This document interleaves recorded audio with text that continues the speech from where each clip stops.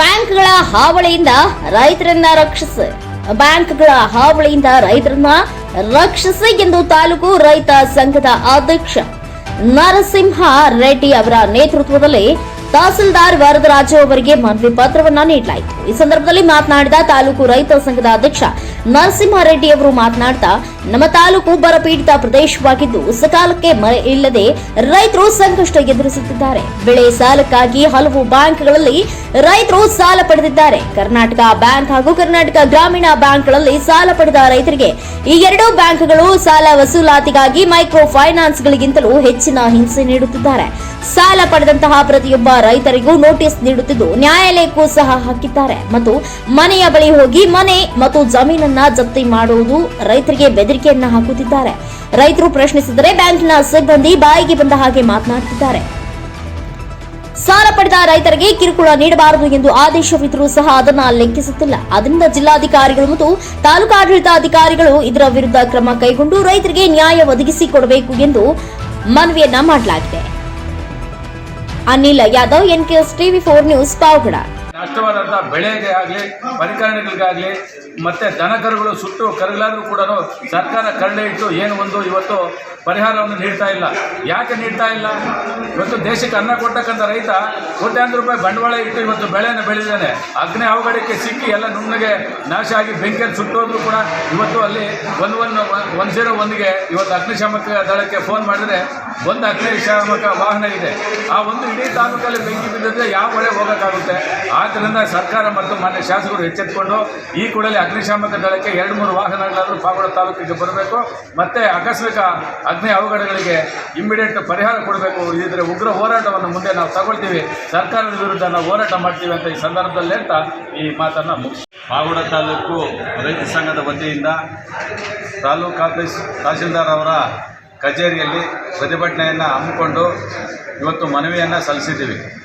ಕಾರಣ ಏನೆಂದರೆ, ಪಾವಗಡ ತಾಲೂಕು ಬರಪೀಡಿತ ಪ್ರದೇಶವಾಗಿದ್ದು ಸತತವಾಗಿ 14-15 ವರ್ಷದಿಂದ ಬೆಳೆ ಇಲ್ಲದೆ ಬಹಳ ರೈತರಿಗೆ ನಷ್ಟವಾಗಿದೆ. ರೈತರೆಲ್ಲರೂ ಕೂಡ ಬೆಳೆ ಸಾಲವಾಗಿ ಬ್ಯಾಂಕ್ಗಳಲ್ಲಿ ಸಾಲ ಮಾಡಿದ್ದಾರೆ. ಬೇರೆ ರಾಷ್ಟ್ರೀಕೃತ ಬ್ಯಾಂಕ್ಗಳಲ್ಲಿ ಏನೋ ತಲೆನೋವು ಮಾಡ್ತಾ ಇಲ್ಲ. 10% 20% ಅಸಲಿನಲ್ಲೇ ಸೆಟಲ್ಮೆಂಟ್ ಮಾಡಿ ಸಾಲ ಮುಕ್ತಿಯನ್ನು ಮಾಡ್ತಾ ಇದ್ದಾರೆ ನ್ಯಾಷನಲೈಸ್ಡ್ ಬ್ಯಾಂಕ್ಸು. ಆದರೆ ಕರ್ನಾಟಕ ಗ್ರಾಮೀಣ ಬ್ಯಾಂಕು ಮತ್ತು ಕರ್ನಾಟಕ ಬ್ಯಾಂಕಲ್ಲಿ ರೈತರಿಗೆ ಬಹಳ ಹಿಂಸೆ ಮಾಡ್ತಾ ಇದ್ದಾರೆ. ವಸೂಲಾತಿಗೆ ಮೈಕ್ರೋ ಫೈನಾನ್ಸ್ಗಿಂತ ಅತಿ ಹೆಚ್ಚಿನ ಹಿಂಸೆಯನ್ನು ಕೊಡ್ತಾ ಇದ್ದಾರೆ. ಪ್ರತಿಯೊಬ್ಬ ರೈತರು ಕೂಡ ಬ್ಯಾಂಕಲ್ಲಿ ಕರ್ನಾಟಕ ಗ್ರಾಮೀಣ ಬ್ಯಾಂಕ್ ಮತ್ತು ಕರ್ನಾಟಕ ಬ್ಯಾಂಕಲ್ಲಿ ಬೆಳೆ ಸಾಲ ಪಡೆದಿರ್ತಕ್ಕಂಥ ಪ್ರತಿಯೊಬ್ಬ ರೈತನೂ ಕೂಡ ನೋಟಿಸ್ ಕೊಟ್ಟು ಕೋರ್ಟ್ಗೆ ಹಾಕಿದ್ದಾರೆ. ಮತ್ತು ಮನೆ ಹತ್ರ ವಸೂಲಿಗೆ ಹೋಗ್ತಾ ಇದ್ದಾರೆ. ನಿಮ್ಮ ಜಮೀನನ್ನು ಮಾರಾಟ ಮಾಡ್ತೀವಿ, ಮನೆಯನ್ನು ಜಪ್ತಿ ಮಾಡ್ತೀವಿ. ರೈತ ಮಹಿಳೆಯರಿಗೆ ಒಂದು ಮರ್ಯಾದೆ ಮಾನ ಇಲ್ಲದಂಗೆ ಮಾತಾಡೋದು, ರೈತರಿಗೆ ಮಾನ ಮರ್ಯಾದೆ ಇಲ್ಲದೆ ಮಾತಾಡೋದು. ಬ್ಯಾಂಕ್ ಹತ್ರ ಹೋದರೆ ರೈತರಿಗೆ ಮರ್ಯಾದೆ ಕೊಡದೆ ಬಾಯಿಗೆ ಬಂದಂಗೆ ಮಾತಾಡೋದು, ವಸೂಲಿ ಕ್ರಮ 24 ಗಂಟೆ ಫೋನ್ ಮಾಡೋದು, ನೋಟಿಸ್ಗಳು ಕೊಡೋದು, ಈ ರೀತಿ ಮಾಡಿಬಿಟ್ಟು ಇಡೀ ಪಾವಗಡ ತಾಲೂಕಿನ ರೈತರಿಗೆ ಕರ್ನಾಟಕ ಗ್ರಾಮೀಣ ಬ್ಯಾಂಕು ಮತ್ತು ಕರ್ನಾಟಕ ಬ್ಯಾಂಕಿಂದ ಬಹಳ ಹಿಂಸೆ ಆಗಿದೆ. ಆದ್ದರಿಂದ ಈ ಕೂಡಲೇ ಕ್ರಮ ತಗೊಂಡು ಸುಗ್ರೀವಾಜ್ಞೆ ಆಗಿದೆ. ಆವಾಗಲೇ ಹಿಂಸೆ ಕೊಟ್ಟು ಯಾರು ರೈತರ ಹತ್ರ ಆಗಲಿ ಬೇರೆ ಯಾವುದೇ ಮೈಕ್ರೋ ಫೈನಾನ್ಸ್ ಕೂಡ ವಸೂಲಿ ಮಾಡಬಾರ್ದು ಅಂತ. ಆದರೆ ಈ ಸಾಲ ಬಾಧೆಗೆ ತಾಳಲಾದರೆ ರೈತರು ಕಷ್ಟಪಡ್ತಾ ಇದ್ದರೆ ಅದ್ರ ಮಧ್ಯೆ ಈ ಸಾಲ ವಸೂಲಾತಿಗೆ ಸಿಕ್ಕಾಬಟ್ಟೆ ತಲೆನೋವು ಮಾಡ್ತಾ ಇದ್ದಾರೆ ಬ್ಯಾಂಕ್ಗಳು. ಅದಕ್ಕೆ ಸರ್ಕಾರ ಮತ್ತು ಮಾನ್ಯ ಜಿಲ್ಲಾಧಿಕಾರಿಗಳು ಮತ್ತು AC ಮತ್ತು ತಹಸೀಲ್ದಾರ್ ಕೂಡ ಈ ಕೂಡಲೇ ಕ್ರಮ ತಗೊಂಡು ರೈತರಿಗೆ ಸೂಕ್ತ ಬಂದೋಬಸ್ತನ್ನು ಮಾಡಬೇಕು, ವಸೂಲಿ ಕ್ರಮ ನಿಲ್ಲಿಸಬೇಕು.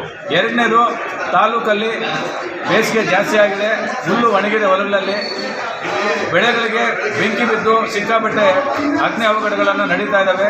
ಹಸುಗಳು ಸತ್ತೋಗ್ತಾ ಇದ್ದಾವೆ, ಹುಲ್ಲಿನ ಮನೆಗಳು ಸುಟ್ಟೋಗ್ತಾ ಇದ್ದಾವೆ, ಮತ್ತು ಶೆಡ್ಡುಗಳು ಸುಟ್ಟೋಗಿದ್ದಾವೆ, ಮತ್ತು ಕೃಷಿ ಪರಿಕರಣಗಳು, ಪೈಪುಗಳು, ಸ್ಪ್ರಿಂಕ್ಲರ್ ಸೆಟ್ಟುಗಳು, ನಾನಾ ರೀತಿಯಂಥ ನಷ್ಟ ಇವತ್ತು ತಾಲೂಕಲ್ಲಿ ರೈತರು ಅನುಭವಿಸ್ತಾ ಇದ್ದಾರೆ. ಬೆಳೆ ಕೂಡ ಇವಾಗ ಮೆಕ್ಕೆಜೋಳ ಇಂಥವೆಲ್ಲ ಕೂಡ ಬೆಂಕಿ ಹಚ್ಕೊಂಡು ಲಕ್ಷಾಂತರ ರೂಪಾಯಿ ಬೆಳೆ ನಷ್ಟ ಆಗಿದೆ. ಆದರೂ ಕೂಡ ಸರ್ಕಾರ ಆಗಲಿ ಇವತ್ತು ನಮ್ಮ ಜಿಲ್ಲಾಡಳಿತ ಆಗಲಿ ರಾಜ್ಯಾಡಳಿತ ಆಗಲಿ ಇದುವರೆಗೂ ಯಾವುದೇ ಒಂದು ಪರಿಹಾರ ನೀಡಿಲ್ಲ. ಇವತ್ತು ಸ್ಪಾಟ್ ಇನ್ಸ್ಪೆಕ್ಷನ್ ಕೂಡ ಮಾಡಿಲ್ಲ. ಇವತ್ತು ಸರ್ಕಾರಕ್ಕೆ ಇಡೀ ದೇಶಕ್ಕೆ ಅನ್ನ ಕೊಡ್ತಕ್ಕಂಥ ಒಬ್ಬ ರೈತ ಇವತ್ತು ಕಷ್ಟದಲ್ಲಿರ್ತಕ್ಕಂಥ ಸಂದರ್ಭದಲ್ಲಿ ಸಾಲ ವಸೂಲಾತಿನೂ ಇವತ್ತು ಸಿಕ್ಕಾಪಟ್ಟೆ ಆಗ್ತಾ ಇದೆ. ಇವತ್ತು ಬೆಂಕಿ ಅವಘಡದಿಂದ ಆಗ್ತಾ ಇರ್ತಕ್ಕಂಥ ನಷ್ಟವನ್ನು ತಡೆಯಲಾರದಂಥ ಒಂದು ವಿಚಾರವಾಗಿದೆ. ಇವತ್ತು ಸರ್ಕಾರ ಈ ಕೂಡಲೇ ಎಚ್ಚೆತ್ತುಕೊಂಡು ಸ್ವತಂತ್ರ ಬಂದಾಗಲಿಂದ ಇದುವರೆಗೂ ಕೂಡ ಈ ಕೂಡಲೇ ಅವರ ಜಿಲ್ಲಾ ಮಟ್ಟದ ಮತ್ತು ತಾಲೂಕು ಮ್ಯಾನೇಜರ್ಗಳನ್ನು ಕರ್ನಾಟಕ ಗ್ರಾಮೀಣ ಬ್ಯಾಂಕ್ ಮ್ಯಾನೇಜರ್ಗಳನ್ನು ಕರೆಸಿ ಮತ್ತೆ ಕರ್ನಾಟಕ ಬ್ಯಾಂಕ್ ಮ್ಯಾನೇಜರ್ನ ಕರೆಸಿ ನೀವು ರೈತರೊಂದಿಗೆ ಸಮಾಲೋಚನೆ ಮಾಡಿಸಿ ಅವ್ರನ್ನ ಈ ಕೂಡಲೇ ವಸೂಲಿಯನ್ನು ನಿಲ್ಲಿಸಬೇಕು. ಕೋರ್ಟ್ಗೆ ಹೋಗಿರೋ ಪ್ರಕರಣಗಳನ್ನು ಹಿಂದಕ್ಕೆ ವಾಪಸ್ ತೆಗಿಬೇಕು.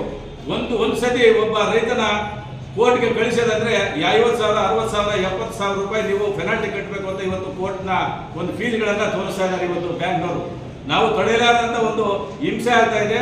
ಮಾನ್ಯ ಜಿಲ್ಲಾಧಿಕಾರಿಗಳಿಗೂ ಮತ್ತು ಸರ್ಕಾರದ ಗಮನಕ್ಕೆ ಮತ್ತು ತಹಶೀಲ್ದಾರ್ ಗಮನಕ್ಕೆ ನಾವು ತರೋ ಒಂದು ವಿಚಾರ ಏನಂದ್ರೆ, ನಮ್ಮ ರೈತರು ತಾಲೂಕಿನಲ್ಲಿ ಸಾಲಗಳ ಇಕ್ಕಟ್ಟಿಗೆ ಸಿಕ್ಕಿ ಬೆಳೆ ಇಲ್ಲದೆ ಆತ್ಮಹತ್ಯೆ ಮಾಡಿಕೊಳ್ಳುವಂತಕ್ಕಂಥ ಪರಿಸ್ಥಿತಿ ತಲೆದೋರಿದೆ. ಈ ಕರ್ನಾಟಕ ಗ್ರಾಮೀಣ ಅಂತ ಇವರು ರಿಸರ್ವ್ ಬ್ಯಾಂಕ್ ಆಫ್ ಇಂಡಿಯಾನ ಕಾನೂನುಗಳನ್ನ ಗಾಳಿಗೆ ತೂರಿ ಅವ್ರದೇ ಆದಂತ ಒಂದು ಕಾನೂನುಗಳನ್ನ ಇವ್ರು ಇಟ್ಕೊಂಡು ಮಾನದಂಡಗಳನ್ನು ಇಟ್ಕೊಂಡು ರೈತರನ್ನ ಹಿಂಸೆ ಮಾಡಿ ಮೈಕ್ರೋ ಫೈನಾನ್ಸ್ ಗಿಂತ ಹೀನಾಯವಾದಂತ ವಸೂಲಿಯನ್ನ ಮಾಡ್ತಾ ಇದ್ದಾರೆ. ನಿಜವಾಗ್ಲೂ ಹೇಳ್ತೀವಿ, ನಾವೆಲ್ಲ ರೈತರು, ಪಾವಡ ತಾಲೂಕಿನ ಎಲ್ಲ ರೈತರು ಕೂಡ ಬ್ಯಾಂಕ್ ಮೇಲೆ ಮುತ್ತಿಗೆ ಹಾಕಬೇಕಾದಂತ ಸಂದರ್ಭ ಕೂಡ ಬರುತ್ತೆ. ಮತ್ತೆ ನಾವೆಲ್ಲ ಕೂಡ ಮತ್ತೆ ಯಾವುದೇ ಒಂದು ನೋಟಿಸ್ ಮುಖಾಂತರ ಯಾವುದೇ ರೈತ ಆಗಲಿ ರೈತ ಮಹಿಳೆ ಆಗಲಿ ತಾಲೂಕಿನಲ್ಲಿ ಬ್ಯಾಂಕ್ ನೋಟಿಸ್ ಮತ್ತು ಬ್ಯಾಂಕ್ ಕೋರ್ಟ್ ನೋಟಿಸ್ ಮುಖಾಂತರ ಹಿಂಸೆ ಕೊಟ್ಟು ಅವ್ರು ಏನಾದರೂ ಮರಣ ಹೊಂದಿದರೆ ನಿಜವಾಗಲೂ ಬ್ಯಾಂಕಿನ ಮ್ಯಾನೇಜರ್ ಮತ್ತು ಬ್ಯಾಂಕಿನ ಅಧಿಕಾರಿಗಳೇ ಜವಾಬ್ದಾರಿ ಆಗ್ತಾರೆ ಅಂತ ಈ ಸಂದರ್ಭದಲ್ಲಿ ನಾನು ಹೇಳ್ತಾ ಇದ್ದೀನಿ. ಎರಡನೇದಾಗಿ ಜಪ್ತಿ ಮಾಡ್ತೀವಿ, ಹರಾಜಾಗ್ತೀವಿ, ನಿಮ್ಮ ಜಮೀನನ್ನ ನಾವು ಟೆಂಡರ್ ಹಾಕಿ ಮಾರಾಟ ಮಾಡಿಸ್ತೀವಿ, ನೀವು ಸಾಲ ಕಟ್ಟಬೇಕು ಅಂತ ಸಿಕ್ಕಾಪಟ್ಟೆ ಡಿಮ್ಯಾಂಡ್ ಮಾಡ್ತಾ ಇದ್ದಾರೆ. ಇಡೀ ತಾಲೂಕಿನ ಗ್ರಾಮೀಣ ಬ್ಯಾಂಕ್ಗಳಲ್ಲಿ ಕೊಟ್ಟಂತ ಕಿರುಕುಳ ಮೈಕ್ರೋ ಫೈನಾನ್ಸ್ ಕೂಡ ಕೊಡ್ತಾ ಇಲ್ಲ. ಮೈಕ್ರೋ ಫೈನಾನ್ಸ್ಗಳು ಕೊಡೋದಕ್ಕಿಂತ ಅತಿ ಹೆಚ್ಚಿನ ಕಿರುಕುಳವನ್ನ ರೈತರಿಗೆ ಪಾವಗಡ ತಾಲೂಕಲ್ಲಿ ಗ್ರಾಮೀಣ ಬ್ಯಾಂಕ್ಗಳು ಕೊಡ್ತಾ ಇದ್ದಾವೆ. ಆದ್ರಲ್ಲೂ ಕೂಡ ಪಾವಗಡ ತಾಲೂಕು ಪಾವಗಡ ಟೌನ್ನ ಗ್ರಾಮೀಣ ಬ್ಯಾಂಕ್, ಕರ್ನಾಟಕ ಗ್ರಾಮೀಣ ಬ್ಯಾಂಕ್ ಮ್ಯಾನೇಜರ್ ಅವ್ರಿಗೆ ಭಾಷೆ ಗೊತ್ತಿಲ್ಲ, ಸಂಸ್ಕೃತಿ ಗೊತ್ತಿಲ್ಲ, ರೈತರಿಗೆ ಮರ್ಯಾದೆ ಕೊಡೋದು ಗೊತ್ತಿಲ್ಲ, ನಮ್ಮ ರೈತ ಮಹಿಳೆಯರಿಗೆ ಮಾತಾಡಿಸೋ ಪದ್ಧತಿ ಗೊತ್ತಿಲ್ಲ, ನಮ್ಮ ರೈತ ಮಹಿಳೆಯರನ್ನ ಯಾವ ರೀತಿ ಗೌರವಿಸೋದು, ಕುಂಡಿಸೋದು, ವಸೂಲಿ ಯಾವ ರೀತಿ ಮಾಡಬೇಕು ಅನ್ನೋ ಪದ್ಧತಿ ಅವರು ಗ್ರಾಮೀಣ ಬ್ಯಾಂಕಲ್ಲಿ ಅವರಿಗೆ ಟ್ರೈನಿಂಗ್ ಕೊಟ್ಟಿಲ್ಲ ಅಂತ ನನಗೆ ಈಗಲೇ ಅರ್ಥ ಆಗ್ತಾ ಇದೆ. ನಾವು ಹಲವಾರು ಸಂದರ್ಭದಲ್ಲಿ ಸಂಬಂಧಪಟ್ಟ ಮೇಲಾಧಿಕಾರಿಗಳ ಹತ್ರ ನಾವು ಮಾತಾಡಿದ್ದೀವಿ. ಒತ್ತಡ ಜಾಸ್ತಿ ಮಾಡ್ತಾ ಇದ್ದಾರಾ, ರೈತರು ಆತ್ಮಹತ್ಯೆ ಮಾಡಿಕೊಳ್ಳೋ ಪರಿಸ್ಥಿತಿಯಲ್ಲಿ ಹಿಂಸೆ ಕೊಡ್ತಾ ಇದ್ದಾರಾ, ನೋಟಿಸ್ಗಳು ಕೊಡ್ತಾ ಇದ್ದೀರಾ, ಕೋರ್ಟ್ ಸುತ್ತು ಅಲಿಸ್ತಾ ಇದ್ದೀರಾ.